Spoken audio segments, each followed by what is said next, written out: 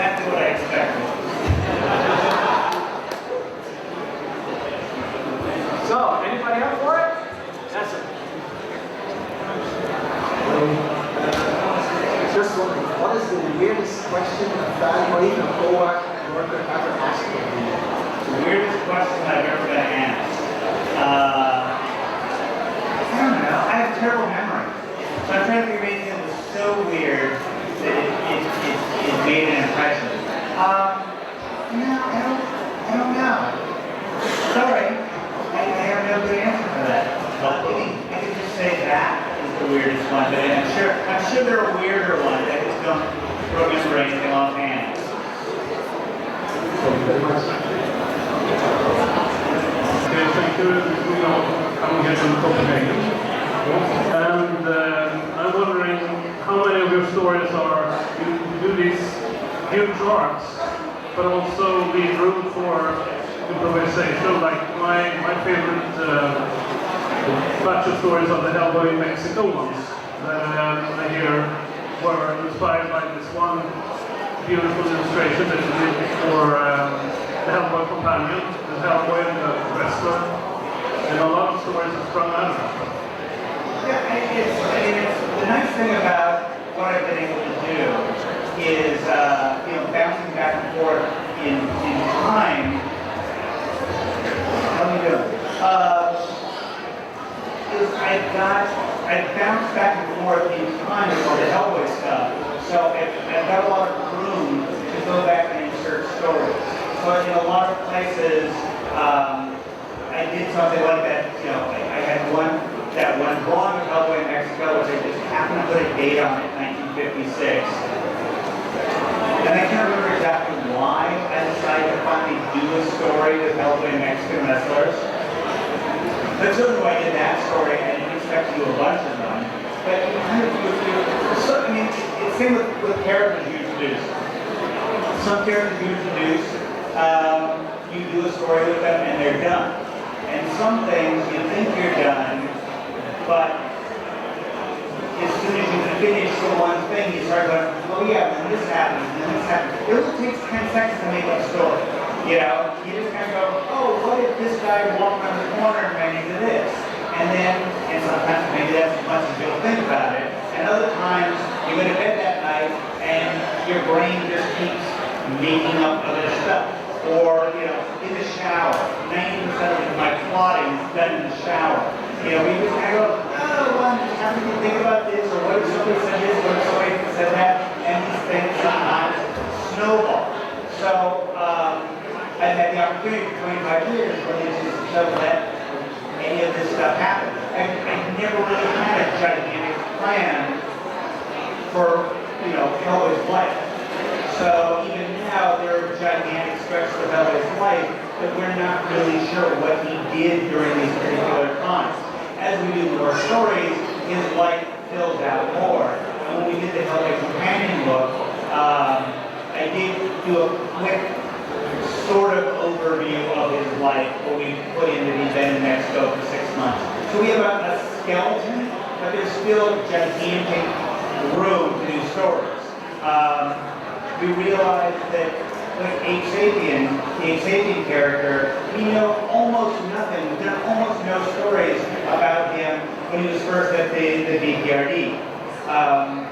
I realized we know almost nothing about the Professor Broom character. We're doing this Rasputin series right now, which is based on an idea I had for Professor Broom character. As soon as you start doing one of these stories, you realize, oh, there's room here for 10 stories or 20 stories about these characters. So it's kind of nice that there's a lot of stuff, still, there's a lot of rooms to do stuff. How did you come up with Hellboy? How did I come up with Hellboy? I've always loved monsters, and I worked for Marvel DC Comics for 10 years. So I did a lot of superheroes and things like that, but really all I ever wanted to do was draw monsters. So for fun one day, I just drew that character, and it was never meant to be a real comic book, but it was just so much fun to draw, and then that was kind of it. There was no magic thing to it. I drew something completely for fun. And my idea was, let me try to do a comic out of this thing that I made up just for fun. Because then, if people like it, I get to just keep doing something I made up just for fun. Instead of, making up something where I was trying to, do real business. And I never thought I'd get away with it. I never thought, people would actually like it. So my advice to people, actually, is if there's something you really want to draw, take a shot at doing it. Instead of trying to make up a comic that's based on what you think people might like, make up something that you like. And then if people end up liking it, you're stuck drawing something that's purely for fun. So if you do it for 25 years, at some point it does become work. Hi, Mike. What are the possibilities of BPRD television series? The possibilities of a BPRD television series? There's always possibilities. I have no power or control over those kinds of things. I think a lot would have to do with how the new movie goes. If the new movie is successful, then things like TV series, things like that become, possible. But right now, it's entirely out of my hands. It's been discussed, but again, it's all going to depend on how this movie does. I'll try to speak up there. You had a long career doing superheroes and doing Hellboy. What has been the high point in your career and the low point in your career, and why? Okay, the high point and the low point of my career. That's interesting. I guess the high point is hard to say. I've had some very interesting moments. Certainly moments I never expected to have, but the high point of my career, I did a book called The Amazing Screw-On Head and Other Curious Objects, and I guess the high point of my career is the fact that there's a book out there that's just my weirdest stuff. So that's the book I travel with. But at the same time, a high point of my career is the fact that I've been able to create something like Hellboy that people know. I realize now how rare it is to have created something that stays out there, that lasts, that balloons into something.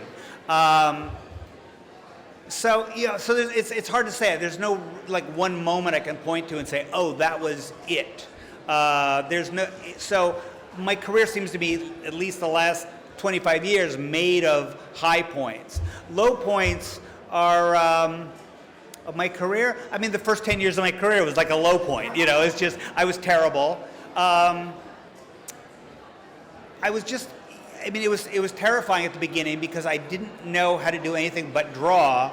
And when I started working in comics, I wasn't really good enough. So the low point is finding out, going to New York City to work at Marvel Comics and find out you're really not good enough to do that. And you're in New York City with no money. So that first 5 months in New York was one big low point. So it's all been uphill from that. When you started out, can you talk a little bit about when you first started out with Hellboy and your collaboration with John Byrne, and how he wrote some of the, or how was the, yeah. Yeah, when I started, I never, before I did Hellboy, I had plotted a couple stories, but I'd never done any real writing myself. I'd never written actual dialogue for a comic. And I didn't think I could. I'm a big coward. I don't want to try anything that I don't know how to do. So I never intended to write my own comic. But I did know the comic I wanted to draw. So I had worked with John Byrne before, and John, of course, is famous, and he knew how to write comics. So I, approached John about working with me. John, from the very beginning, knew that I should be writing the book myself. So the great thing about working with John is that he always treated Hellboy like it was mine. He never tried to make it our book. my original thought was I would just give John a list of things I wanted to draw and let him make the story. But it turned out, before I got around to that, I kind of took all the things I wanted to draw and I made up my own plot. So I ended up drawing the book, and then I had to write the book so John would know how to write it. You know, when you draw a comic, I couldn't let him just guess what was going on, so I wrote it, and I think that experience was basically me training myself to be a writer. So John really acted like my, the training wheels on a bicycle. And what happened over the course of that first series when John was writing it, I would write, dialogue, and John would fix it. And what I found was, I kind of liked it better the way I had it. Nothing against John, but it turned out I knew how these characters were supposed to talk.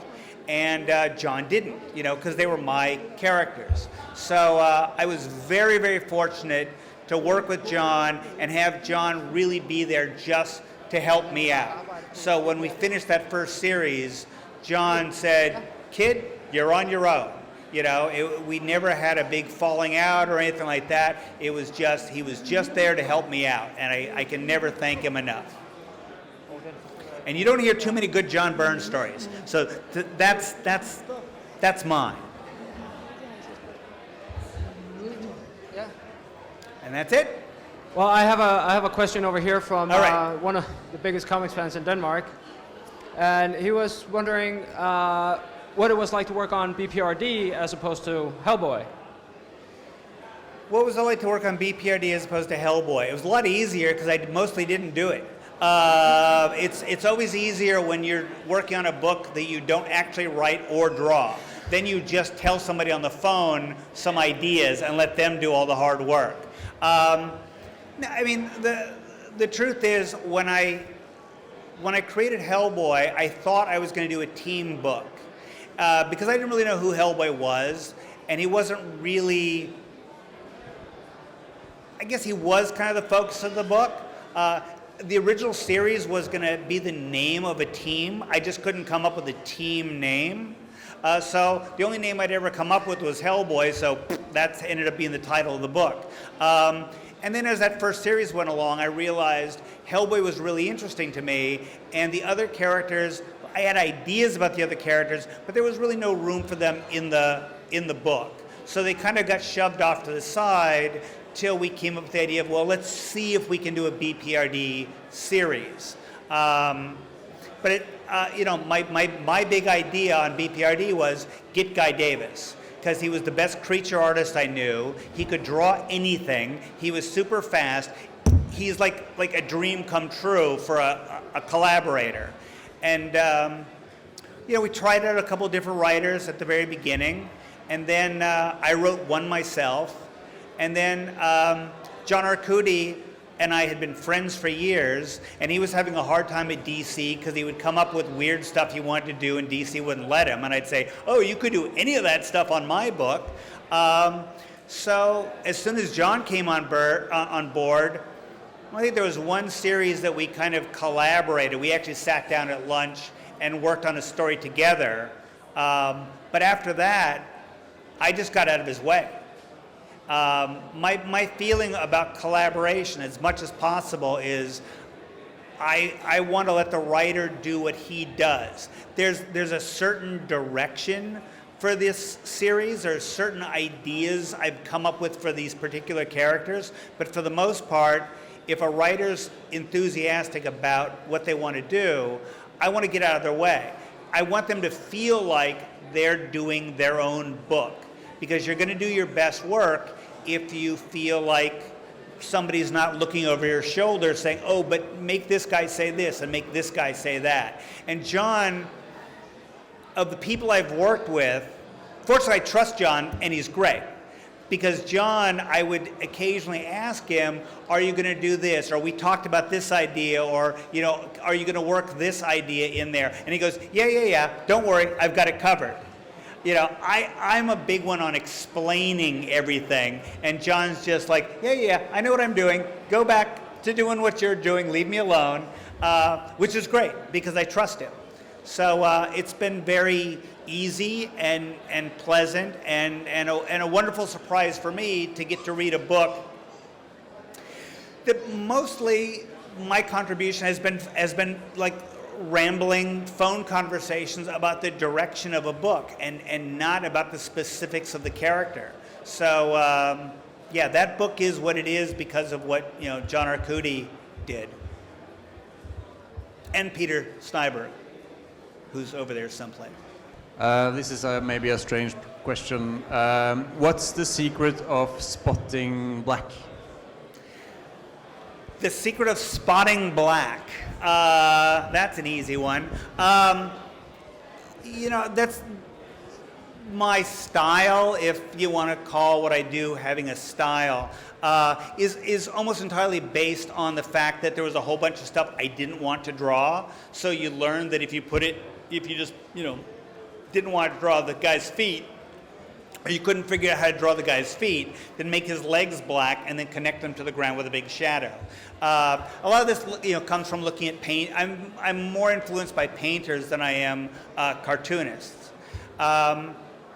It's just what I do. It's just how I found. I mean, again, it did really start as a way to cover up things I didn't want to do, but it's also very, very influenced by looking at painters. And is there a secret to it? I don't know. It's just, I'm the last guy to explain anything about how I draw the way I draw, because I've been doing it professionally for 35 years, and that's 35 years of not liking the way stuff looked, so I had to fix it. It's just evolution. It's, doing something and saying 90% of this job didn't work, but I kind of like the way I handled this shadow on the edge of a guy's face. So you do a little bit more like that next time. So yeah, I'm sorry I don't have a better answer for that. For me, it's all about making my work solid and readable. And a lot of fussy detail to me means your eye has to look at the work and try to figure out what you're looking at. And I try to do work that there's not a big puzzle to it. You look at it and it's very clear and readable what you're looking at. So a lot of times also, you'll draw something and you go, well, the guy who's coloring my work isn't going to know what that is. So rather than give him notes, then just don't put it there, or find a way to make it so clear because this shape's white, this shape's black. I don't know if that makes any sense, but it's just trying to make myself as clear and strong and readable as possible. In Disney's Atlantis movie, they based their design on characters and backgrounds on your style. And my question is, were you aware of this in the beginning, and how did you react when you saw that? I did work on that movie, the Disney film Atlantis. That's, I won't say a career highlight, but certainly one of the weirder things that's ever happened to me is getting a phone call from Disney, and I came home and there was a message on my machine that said, this is Don Hahn from Disney, we're doing a film in your style, do you want to work on it? And you just never think that anyone at Disney is ever going to say, hey, this particular comic book artist, I think I was doing Hellboy at the time, hey, let's do a film that looks like it was drawn by that Hellboy guy. How does that happen? So you have no, you call back and go, what are you talking about? And they really were. They were, a couple of Disney guys who were big fans of my work. So, yeah, it's so surreal.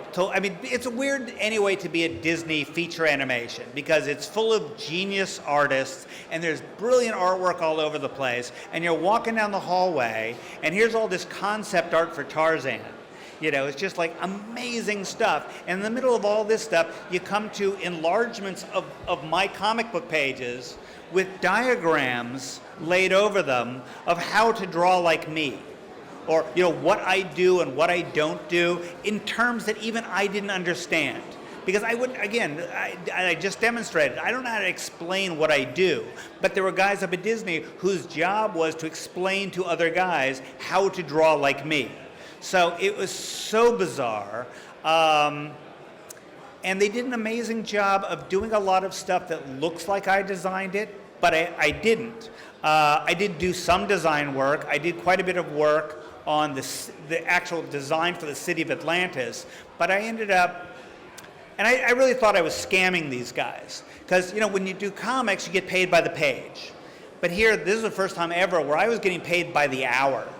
And so they would fly me into Los Angeles, and I would sit in an office, and they'd say, well, you know, we're going to have a meeting at 2 in the afternoon. Is that okay? But until 2 in the afternoon, I had nothing to do. So I would just sit around making phone calls or whatever, and I'm thinking, wow, they're paying me by the hour, and I'm not really doing anything. So this is great. And even in the meetings, I would just talk. I wasn't drawing. I would just say, here's an idea, or here's an idea. And it was just, I mean, getting paid to just cough up ideas, that was amazing. And again, I think I'm scamming these guys.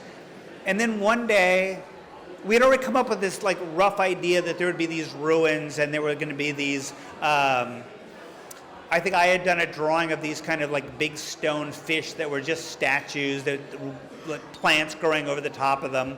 And I remember walking down the hallway, looking at one of these drawings and saying, hey, here's an idea. What if these statues turn out to be Atlantean flying vehicles? And so the whole climax of the movie, these things, you know, get turned back on, and then there's a big air battle with these flying stone fish and stuff. And I realized in about 10 seconds, I made up the last like quarter of the movie. So it's like, well, they got their money's worth out of me after all. But it was just fun. It was not, I mean, maybe if I hadn't created Hellboy, I'd still be working in animation. Because it was fun collaborating and just tossing ideas around. But when I would go home from Disney, you know, back to my apartment, I had Hellboy stuff to work on. So I'd come home from Disney, and I'd work on Atlantis for maybe 2 or 3 days. And then I'd go back to drawing Hellboy, because I already have the best day job. So the Atlantis thing was just kind of a fun, goofy thing I did every once in a while when they would call and ask me to work on it. But it was weird. It's certainly one of the weirder things to have a film out there that from Disney that, you know, kind of looks like I had something to do with it. Hi, Mike. Yeah. Hi. First, I would like to thank you for visiting Denmark. It's great. I was thinking, last year you ended Hellboy with Hellboy in Hell, and as I understand it, you're ending BPRD with The Devil You Know. Yes. So could you tell us what will this mean for the universe that you have created? I was almost going to say Mignola verse, but I know you don't like that. And what will your involvement be going forward? It's true that I ended Hellboy in Hell much sooner than I originally expected, because I got tired and old. I just kind of, at some point you just kind of go, I got to where I was going much sooner than I expected. BPRD has always been headed in a particular direction. And at some point you do look around and say, I think we're there, or I think we're almost there. You know, I've never had this stuff planned out I've never planned it out so closely that I could say, we're doing 20 issues of this, 10 issues of this, blah, blah, blah, blah, blah. Especially working with other writers, you want to give them room to do what they do. And sometimes things go much slower than you expect, which is fine. You find room to do a bunch of stories you didn't expect to do. And sometimes you kind of go, oh, as like what happened on Hellboy in Hell, suddenly you went, oh wait, all the pieces are coming together much quicker than I thought they were, so I'm not going to artificially extend it. If it feels like we're near the end, then let's end it. That happened on Hellboy in Hell at the end of issue 8. Something had happened and the issue ends with Hellboy sitting under a tree smoking a cigarette. And when I did that drawing, I sat back and said, that looks like the last page of the series. That's exactly where I wanted things, not exactly where I want things to end, because I did have an ending I had to do, but it just felt like when I did that drawing, I felt like I had done pretty much everything I wanted to do. And my brain, the other part of my brain, heard me say, that looks like the end, and that part of my brain said, yes, we're done. And that explained to that part of my brain, actually we have to do 2 more issues because we need to have that many issues to do a collection. But my brain kept saying, no, you said we were done. And I had plotted, I think, 7 more issues at that point. So I had to go through the material I had plotted and condense it down. I always knew what the last issue was going to be. But I had to come up, so I knew what issue 10 was going to be, but I had to look at all the other material I had planned and figure out what of that I could do as issue 9. So issue 9, I had to come up with a completely different thing. And then issue 10 is always the way I plan to end that series.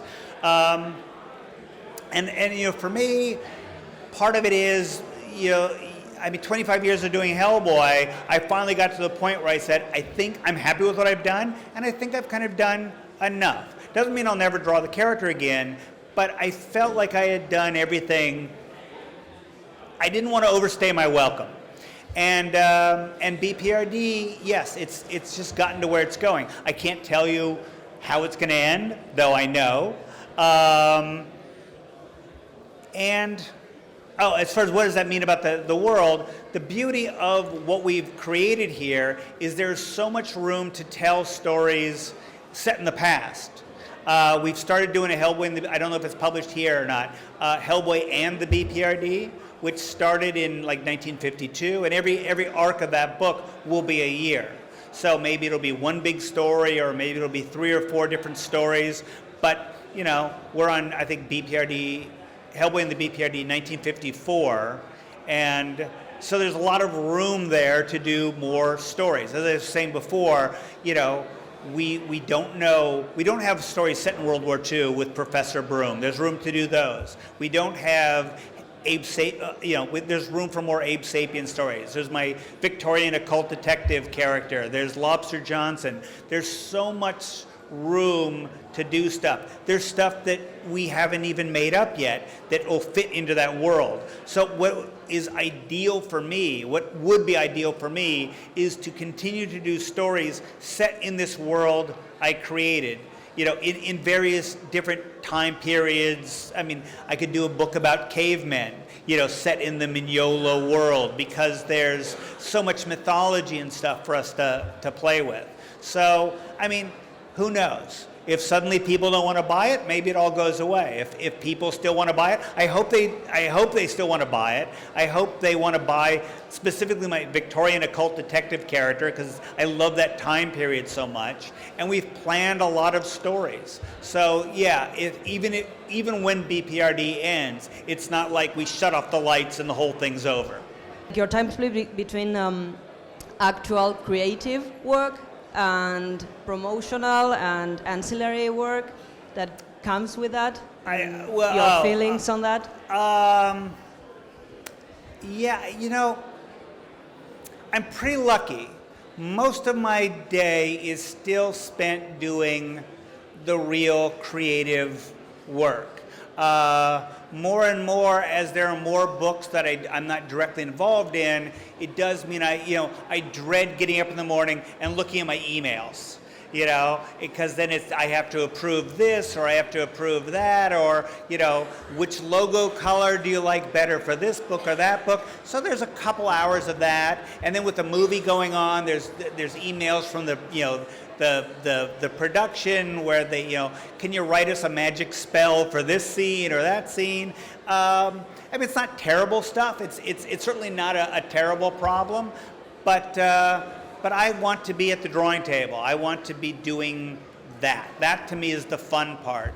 But I realized, because there is this Hellboy machine, a certain amount of my day, maybe some days it's more than a few hours, but I'd like to keep it, you know, to a couple hours in the morning of answering emails and doing that kind of stuff.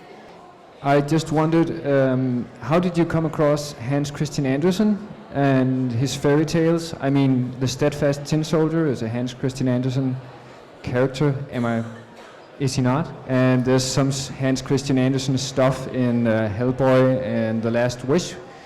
How did you come across these fairy tales? And how did they inspire you? I think you were holding the microphone too close, so I heard Hans Christian Andersen, Yeah, sorry. Hans Christian Andersen, Okay. How did you come across his fairy tales? Oh, Hans Christian Andersen. How do you not come across Hans Christian Andersen fairy tales? It's pretty. They're not big secrets. At least there's certainly a couple that are very famous, even in America. My all-time favorite Hans Christian Andersen fairy tale is The Steadfast Tin Soldier, because it's very sad. And I remember seeing a film of it when I was young, and it made a gigantic impression. So yeah, it's just something I've always been aware of. My grandmother had a particularly creepy edition of Hans Christian Andersen fairy tales, which made a huge impression. And I'm sure it was one of those things where I read The Little Mermaid one day and went, holy crap, this is a very disturbing thing. There's some very disturbing stuff there. I'm very influenced by fairy tales and folk tales, the old version, not the Disney version of these things, but how bizarre and how creepy these stories are. And it's still something, if I had a whole other lifetime, I'd still love to do a lot more work based on or inspired by, those kinds of stories. How have you been staying interested in what you're doing for so many years? I got you. Because it's funny, because before I did Hellboy, I never did any one character for more than a year. I think the longest I ever did one character was a year, and I always got bored. Very short attention span. But I think when I created Hellboy, I created a character. One of the main things that went into creating that character was, I want to create something I won't get tired of. So it was made entirely out of everything I like. I like monsters, I like folklore, I like mythology. I drew a character. A lot of what went into creating Hellboy was drawing a character I didn't think I would get tired of drawing, because I did him just for fun. I did him when there was no plan of doing a comic about him. He's made out of, if this makes any sense, he's made out of shapes I like. Except for that fucking hand. That thing is a pain in the ass to draw. I wish I designed that thing completely differently. Sorry about the language. So nobody is more surprised than I am that I have enjoyed drawing him for 25 years. And I've never, I don't want to say I'm tired of drawing him now, but after 25 years, I do have the itch to draw other things. And it's been almost a full-time job doing Hellboy for 25 years. So at some point you kind of go, especially when you get a little bit older and your beard turns white, you go, if I'm going to draw anything else, I better get moving on drawing some of that other stuff. So, I got very lucky that this thing became popular, and it was something I did just for fun. When I first thought of doing Hellboy or doing my own comic, I'm a big fan of guys who do investigate the occult and things like that. So my first thought was to do a book about a human being, a regular guy who went out and fought monsters. But I knew that I would get bored drawing a person.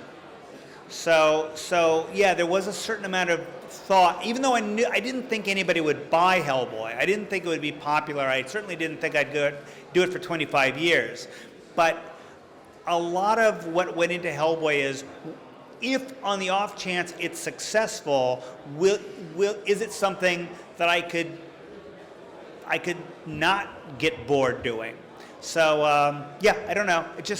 I made it out of the stuff I really like. I think you can tell when people are doing books for the money, and you can tell when people are doing books that they genuinely love doing. And I was also very lucky. I had a publisher that never told me what I should do or what I shouldn't do. They just left me alone. As long as the book was selling okay, they left me alone to do exactly what I wanted to do. So I've been very lucky.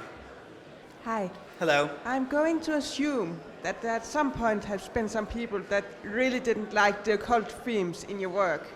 So my question is, have you ever felt uncomfortable or even threatened by people that really didn't like what you were doing? Because of the subject matter? I've never really run into people being, I haven't directly run into people that are uncomfortable with the subject matter. I'm sure there are people out there who like, oh, it's witches and devils and stuff like that, and I've heard things through the, through channels. I've heard that there are people that are upset about stuff, but I've never really run into it. In fact, when I did the very first Hellboy series, in the first batch of letters that we got, I got a letter from a minister saying how much he liked Hellboy, and I got a letter from the Church of Satan saying how much they liked Hellboy. And I thought, I don't know what the hell I'm doing that I'm making both sides happy, but that's pretty cool. I think also, even though I've dealt with some pretty grim subject matter, there's a lot of humor in the book, which is very important to me. So I think it shows that I don't take it too seriously. So yeah, I do think if you do a very dark, grim, occult-oriented book, it's a little bit more offsetting to certain people than if you do a kind of fun, humorous book about those same subjects. Hi, Mike. I have a question. What do you think about the movies Guillermo del Toro made? I feel how he made some of the characters different, with the relationship between Hellboy and Liz, and how Abe is in the movie.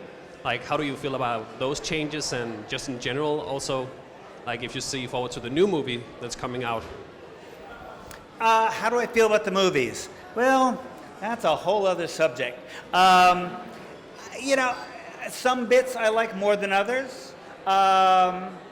For the most part, the change that Del Toro made to the Hellboy character, I was fine with. When I first met with him, I said, I've done it my way.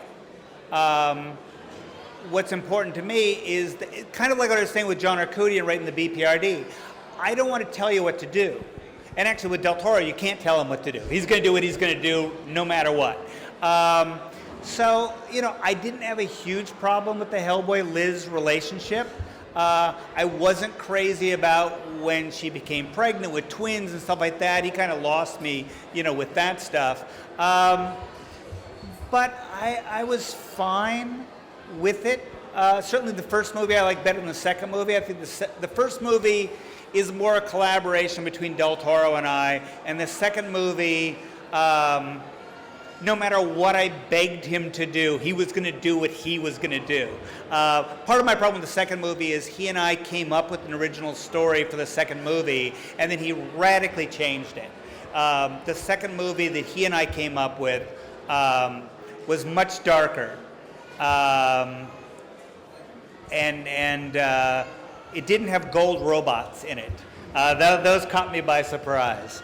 And the new movie is much darker than the Del Toro movies. It's much more grounded. It isn't, I won't say it's 100% faithful adaptation of a Hellboy story of mine, but it's certainly made, it's closer to one particular Hellboy story than I think any of the Del Toro stuff was. And certainly so much of the imagery in this new movie, and I've been on set, and there's imagery in here that's walked right out of the comic. And there are so many characters in this that are right out of the comic.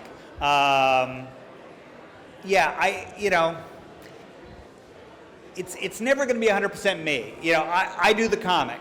The films are always going to be different. The films have to reach a wider audience than the comic has to. And I haven't seen any actual, I've been on set, but I haven't seen any actual finished footage from the new movie. But I like the director a lot. It is very dark. So, it's a whole other thing. We'll see, see what people think. Yeah, hi. One of the things that really struck me when I opened my first Hellboy book was the panels and the use of panel and layout and design. And you had a lot of Gothic atmosphere of, castles and goblins and stuff and angel images. who are just there, doing nothing really but adding immensely to the mood. Small side panels of reactions, of faces, or gargoyles, and I found that very, very poetical. Would you like to comment on your use of panels and use of silence? I mean, the way I use panels, the way I manipulate time and space, it's such a hard thing to describe because there's no particular rules for that. I know one of the things over the years, as I did comics, one of the things that I became very interested in was trying to create mood, trying to create atmosphere, because the subject matter I like is mystery and supernatural and ghost story kind of stuff. How do you convey mood in a comic book? Do you draw one picture of a scary house, or do you do several panels of ivy and the window of the house and the door of the house? So it's something I just experimented with. It's slowing things down. The number of panels I do slow things down. The size of panels, the way you position things in panels. It's just the kind of stuff you experiment with, and you create your own language. So yeah, I can't give any more specific ideas than that, except it's just me trying to figure out how to convey mood. Because comics, the language of comics is different than anything else. You're not just writing a book, you're not writing a story, you're not making a movie. So how do you try to get those same effects, with a completely different medium? Where would you say your inspiration for drawing monsters come from? My inspiration for what? Drawing monsters. Oh, that's a question for my therapist. It's just something I've always liked. I remember when I was 13, I think it was probably about 13 years old, and I read Dracula, and I remember very specifically thinking, that's it. That's what I want to do. That's what I want to read. That's what I want to draw pictures of. That's the world that I want, not say to be part of, but that was the atmosphere, the mood, the kind of subject matter. And I think even before that, there were movies I saw or things I read or whatever. As far back as I can remember, I loved ghosts and things like that. So I don't know. I don't know where it started. Childhood trauma of some kind. Who knows? But that was my thing. It was never sports. It was never. I liked cowboys, when I was little. But somewhere along the way, I discovered ghosts and vampires, and I said, okay, that's it. That's my thing. Sorry. When you started out in Hellboy, you had some pretty talented colorists like Mike Zorello and Matt Hollingsworth. How did you end up with Dave Stewart and him taking over all your universe? Okay, I heard the names of a couple colorists. What do I like about Dave Stewart more than everybody else? How did you end up with Dave Stewart? How did I end up with Dave Stewart? That's like the luckiest thing of my life. See, how honest do I want to be about this? Dave Stewart was on staff at Dark Horse. I don't even know if he was a real colorist at the time or he did separations, whatever that involves. But I know the colorist I was using did stuff I didn't like. And I think Dave came in to fix what he did. And I went, hey, can't this guy just stay on my book? There's no magic story. It's like Dave fixed some stuff. And Dave, one of the most important things for me working with a colorist is I need somebody who will put up with me. Because I've got some pretty clear ideas what I want. I'm not always right, but I know at least mood and atmosphere what I'm trying to do. And so quite often working with a colorist, I will have them do it a lot. I will have them do things over and over. And they have to put up with me going through the story with them panel by panel. Because for me, the color is so important. It's so much, it's like putting in the soundtrack to a movie, or, you know, whatever. It adds such a layer of mood. So when I work with Dave, and so far I think Dave's the only person I've worked with like this. I don't know that anybody else would put up with me.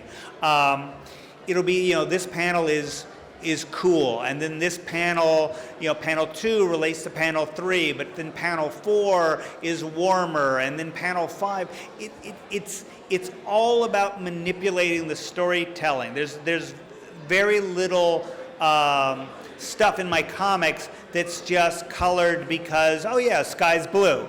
You know, it's all about carrying you through the story and you know, emphasizing what the story is about and using color for a reason.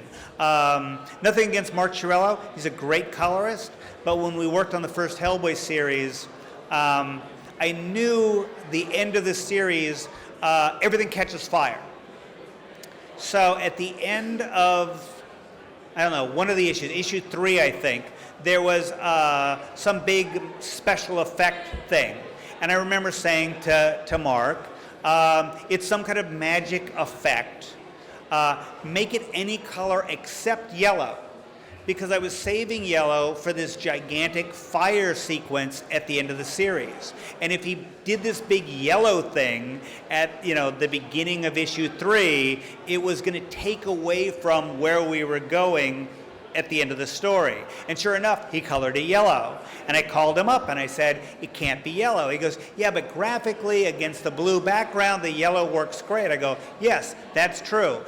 As a graphic thing, it works great. But we're telling a story. So I need the color to work to tell the story. So that's everything I know about color right there, is it's all about, you know, telling the story and not just making a pretty picture. Yeah, hi. Yes, hi. It's a question regarding the show Amazing Screw-On Heads. How did you like the pilot, and do you know why the show did not take off? Was this Amazing Screw-On Head? Yeah. I think it was too weird. I think it was just too weird a show for I don't think anybody knew what it was or what to do with it. I've never seen it. I've never been able to watch it. I was there when they recorded the voices for the show. That was really cool. It was fun to see the actors do the thing. But The Amazing Screw-On Head was one of, and probably still is, one of my favorite comics I've ever done. And it's just nonsense. It's not meant to make any sense. It's not meant to be more than just this one very odd comic. So when they started talking about doing a show, they started trying to figure it out and have it make sense and build relationships between the different characters and stuff. And, you know, when you sell the rights to something, you can't complain when they're going to change it. You know, and I understood they wanted to make a TV series, but because it's one of my favorite things, I gave them notes on the things that they were going to do, and some of the notes they listened to, some of the notes they didn't listen to. So I just said, well, you're making a different thing. You know, it's not my thing. And then, really, the reason I've never been able to watch it is they tried to imitate the way I draw, and a lot of people love it.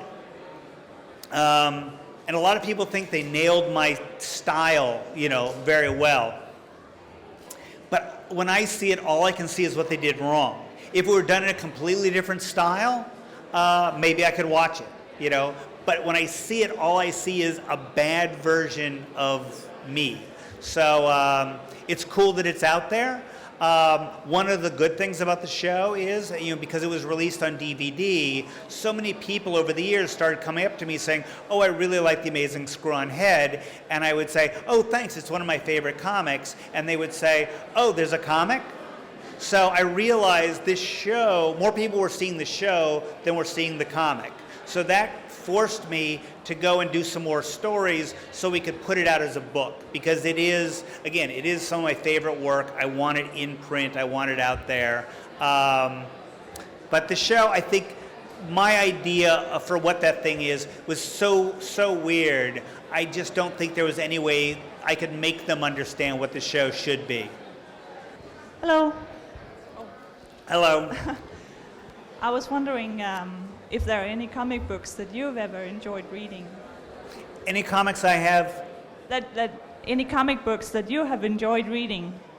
I'm sure there are. You know, I'm not a big comics reader. Certainly not these days. I mean, I grew up reading, you know, old Marvel and DC comics, the Jack Kirby superhero stuff. You know, it's hard. It's hard. I hate to start listing things I like because I'll immediately, you know, I'll realize I left out some stuff, and so many of my friends do this stuff. It's just easier to say I don't read a lot of comics these days. I don't look at superhero stuff. And I'm blanking on the last thing I really enjoyed. There's one crime writer. What's his name? Shit. Yeah, I'm also terrible with names. Ed Brubaker. Thank you, whoever that was. Ed Brubaker has written a bunch of crime things, and I'm not a crime guy. It's not usually the stuff I read with books and stuff, but for whatever reason, I found his graphic novels very readable. Those are the last things I remember picking up and not being able to put down. So I recommend him to people. But I think because it's what I do, it's just not what I read. I'm a book guy. You know, I don't know. I'm sorry. I don't have a good answer. I like comics. I look at a lot of comics, but I don't actually read comics, and there's no one comic book series or anything that I follow. All right. Thank you, Mike. I ended on a terrible note. Thank you.